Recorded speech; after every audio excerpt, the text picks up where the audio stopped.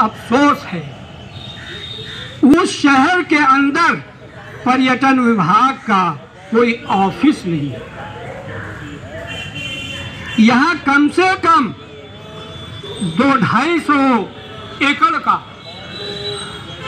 एक बड़ा पार्क होना चाहिए था। हमारे बच्चे ईदगाह के मैदान में खेलते हैं, खेलने के लिए हमारे बच्चों के पास कोई जगह नहीं है। जहां पर दारुल उलूम आलमे इस्लाम का धड़कता हुआ दिल, उस कस्बे के अंदर हमारे बच्चे खेलने की जगह नहीं पाते हैं तो गलियों में खेलते हैं, सड़कों पर खेलते हैं।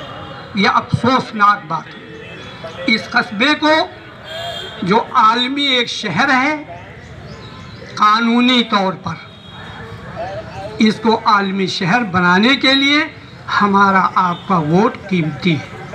सोच समझ कर समझिए कौन इसको तरक्की दे सकता है, ये देखिए। और तरक्की तो वही दे पाएगा, आपका रास्ता तो वही बता पाएगा जो रास्ता जानता हो, और जो रास्ता ही नहीं जानता है वो आपकी रहनुमाई क्या करेगा।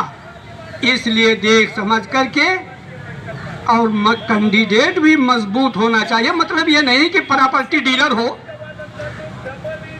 मजबूती का मतलब है कि पढ़ा लिखा हो और कहीं उसका पावर भी हो, मरकज से स्टेट से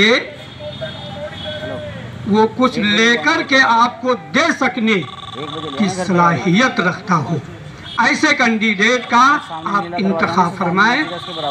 अल्लाह ताला इस कस्बे की हिफाजत भी फरमाए और इसको तरक्की भी अता फरमाए।